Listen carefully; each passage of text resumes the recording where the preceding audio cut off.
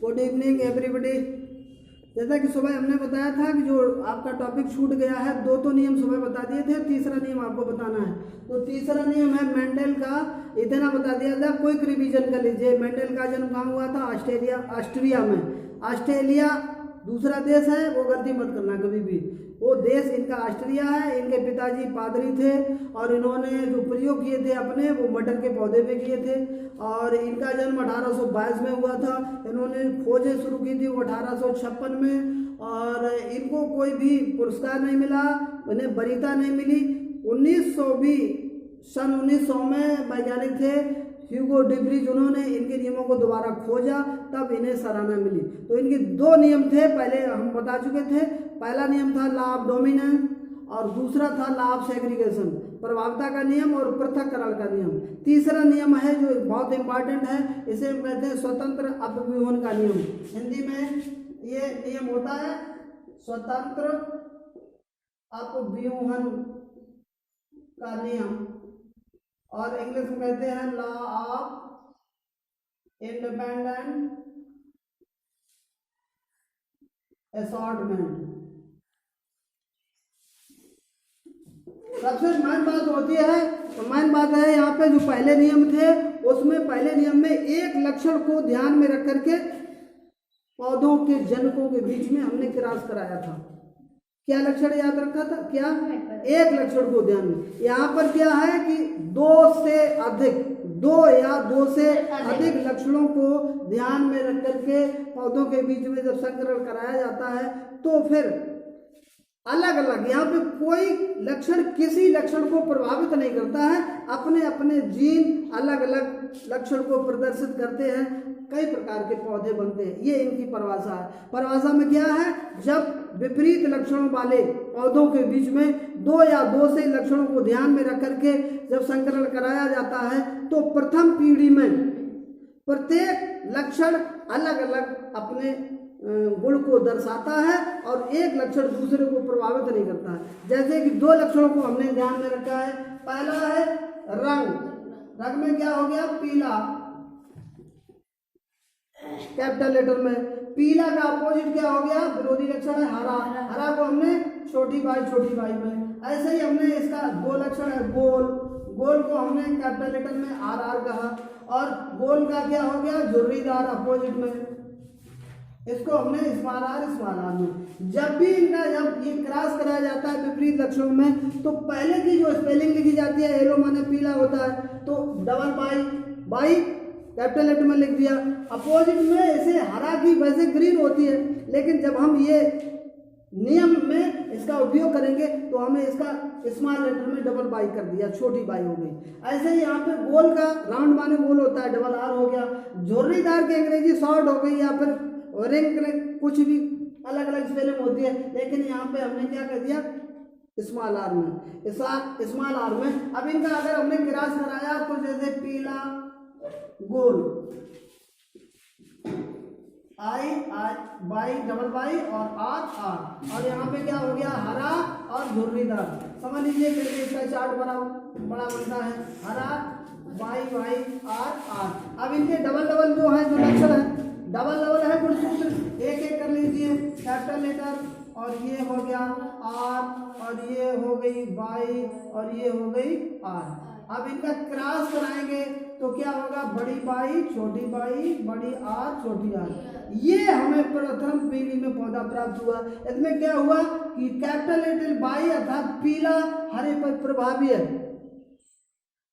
पहले नियम law of dominance के हिसाब से क्या हो गया कि पीला ये हरे पर प्रभावी है और गोल झुर्रीदार पर प्रभावी है। तो यहाँ पर जो पौधा प्राप्त हुआ, जिसका आकार क्या है?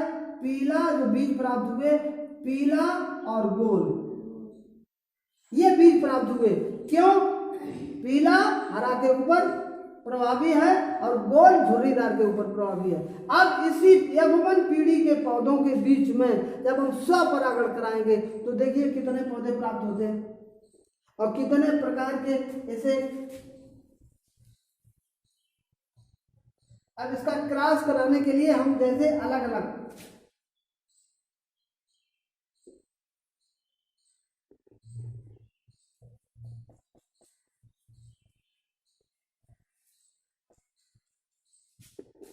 ये हमें पौधा प्राप्त हुआ पीला गोल।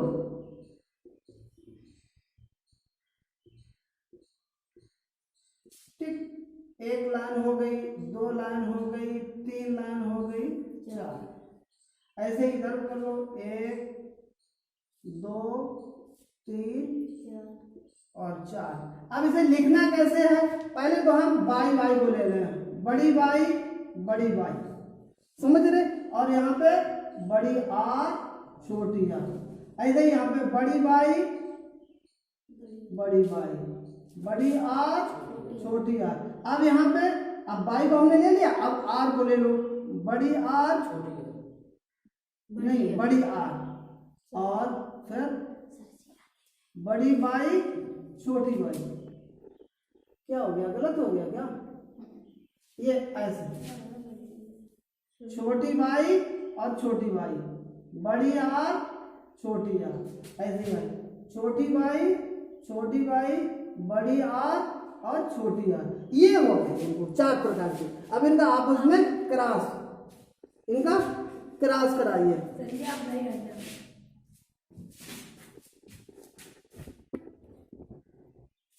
अब इनका क्रॉस कराइए आपस में। देखिए बाई बड़ी बाई बड़ी आर बड़ी आर। अब इसका ऐसे कराइए, बड़ी बाई बड़ी आर छोटी आर। इसका ऐसे गुणा करिए, बड़ी बाई छोटी बाई और बड़ी आर बड़ी आर। अब यहाँ पे फिर बड़ी बाई छोटी और बड़ी आर छोटी, इसका इससे आर आर। ये आपस में गुणाई होता है हर जगह पे।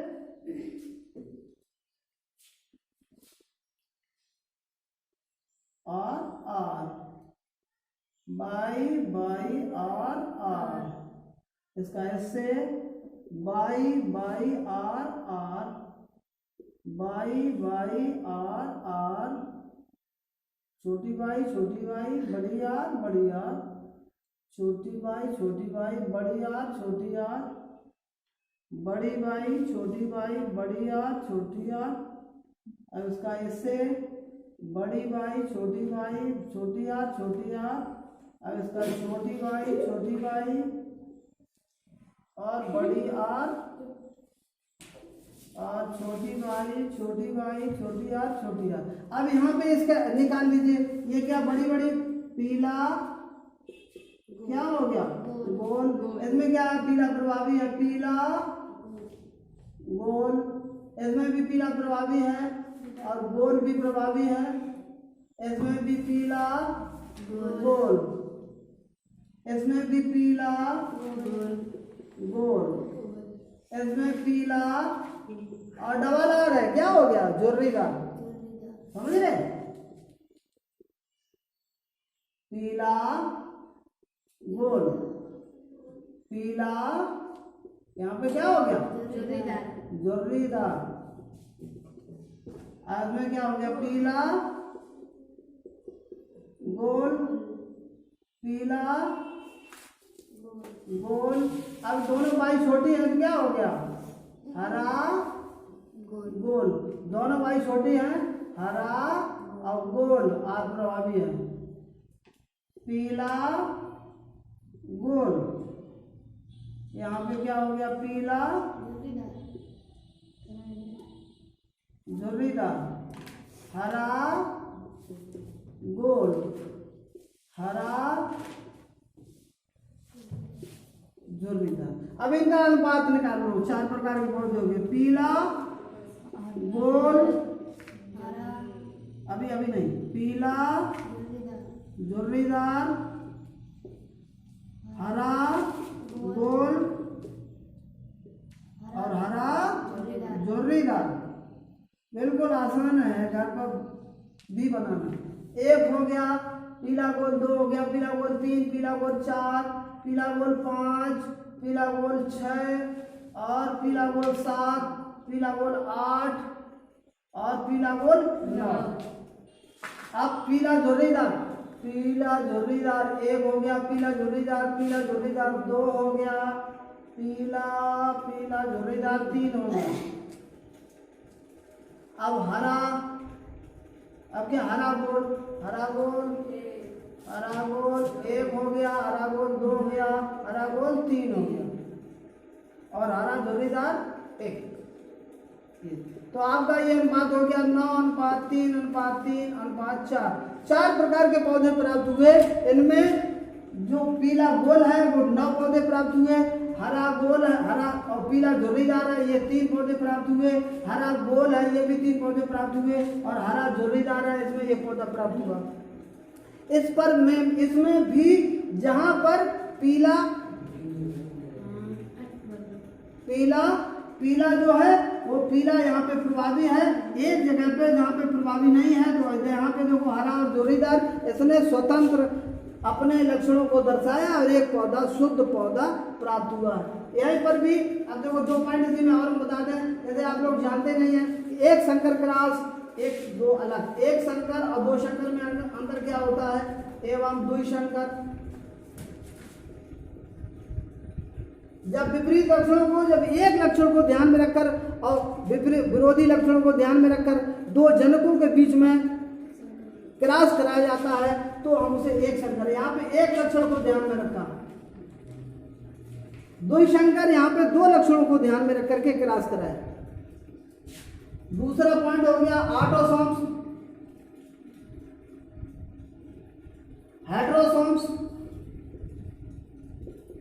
जब क्रोमोसोम एक समान हो, गुणसूत्र समान हो, जैसे कि स्त्री के गुणसूत्र होते हैं 46 और 23 जोड़ी और 23 जोड़ी ये भी सभी क्या होते हैं समान होते हैं। पुरुषों में 46 गुणसूत्र होते हैं, 22 जोड़ी इसमें क्या होते हैं समान होते हैं, लेकिन 23वीं जोड़ी वो कैसी होती है असमान, इसको हम हेटेरोसोम्स कहते हैं। तो 2 नियम के बाद ये तीसरा नियम, इस तरीके से आपको फिर चार्ट बनाना है, रिवीजन करना है और पता लग जाएगा। ये बहुत ज़्यादा इम्पोर्टेंट है, इन 3 नियमों में से एक नियम अवश्य आएगा। बहुत बहुत धन्यवाद।